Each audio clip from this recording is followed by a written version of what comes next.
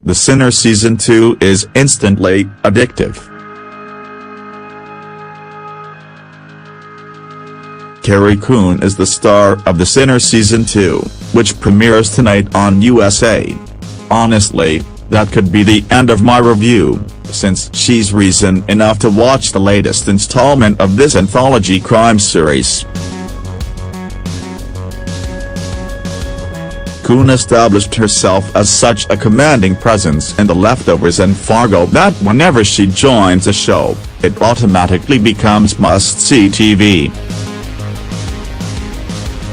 But there are plenty more things to recommend about The Sinner, including another murder-driven narrative that immediately draws in the viewer, a precise balance between character development and plot advancement that doesn't succumb to lulls, and a fine lead performance by Bill Pullman as the grizzled yet compassionate detective Harry Ambrose. In particular, Ambrose serves as the primary connective tissue between the first season, which starred Jessica Biel as the wife and mother who suddenly stabbed a man to death for reasons that slowly came into focus, and the second, which also begins with a crime that seems to solve itself, until motive enters the picture.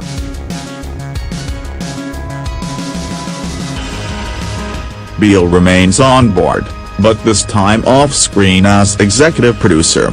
The first episode opens on a couple and a preteen named Julian, Elisha Hennig, taking what appears to be a family summer road trip to Niagara Falls.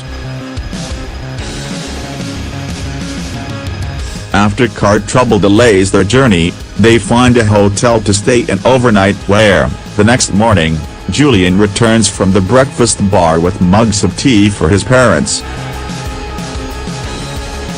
Shortly after a few sips, Dad falls dead in the shower and Mom does the same on the floor of the hotel room. We see what happens, so we know what happens. This 13-year-old boy just killed his parents. There's something off-kilter about the kid and odd about the circumstances surrounding that trip to Niagara Falls that suggests there's more going on here than meets the eye. Heather Novak, Natalie Paul of the Deuce, the detective in training assigned to investigate the deaths, reaches out to Ambrose, an old friend of her father, played by Coon's husband Tracy Letts, and asks him to serve as a consultant on the case. That brings Ambrose to Keller, New York, the upstate scene of the crime and also his hometown, which, as sparing flashbacks sprinkled throughout the first 3 episodes indicate, contains a wellspring of troubling childhood memories. While grappling with those recollections, Harry tries to develop a bond with Julian and help Heather poke at the most relevant holes in the story of what happened in that hotel. Then a woman named Vyra, Coon, enters the picture, and things get even more complicated. She walks into the Keller police station demanding to see Julian for one very important reason. She says she's his mother. Elements of other shows may creep into your head while watching Season 2 of The Sinner, the same way memories simmer to the surface for Harry and, eventually, too, for Heather. The whole reluctantly returning to one's hometown to investigate a crime scenario is reminiscent of Sharp Objects. The fact that Vera lives in a utopian community just outside of town, a place that's viewed skeptically by Keller locals, gives this season a whiff of wild, wild country.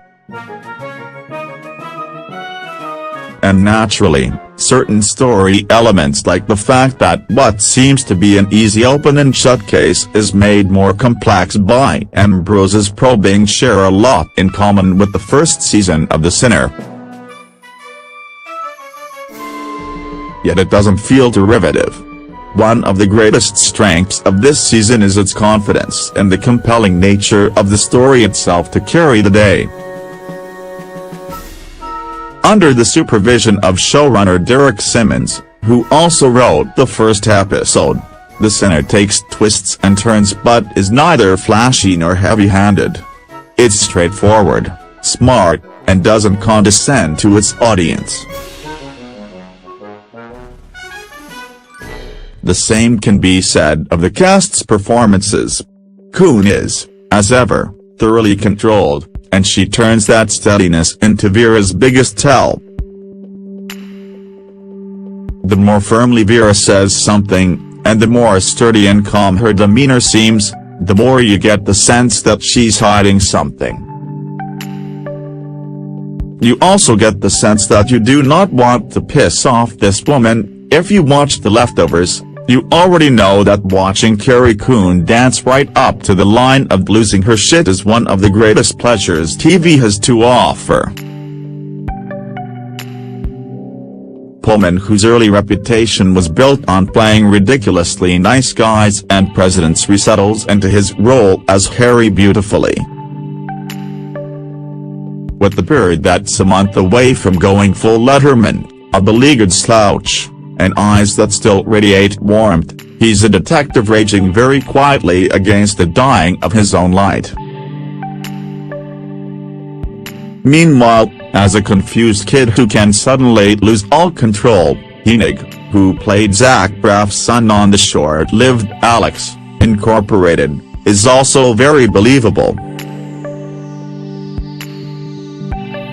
The idea of a child killer is obviously disturbing, but The Sinner avoids drowning in its own grimness. Perhaps this is because, at least in the first 3 episodes, it backs away from getting overly gratuitous in its depictions of violence. The series is dark, but doesn't revel in that darkness. It tells and shows what it needs to tell and show, and nothing more. That's why I'm tempted to say it's a shame that The Sinner rolls out each episode on a weekly basis, since its addictive properties make it highly conducive to binge-watching. But consuming it week after week allows us to prolong the experience, the same way we try to extend the pleasure of a well-crafted, literary summer read. That's what this season of The Sinner is. An intelligent August thriller that'll hook you in so firmly, it'd be impossible to disengage from its grasp, even if Carrie Coon were not involved.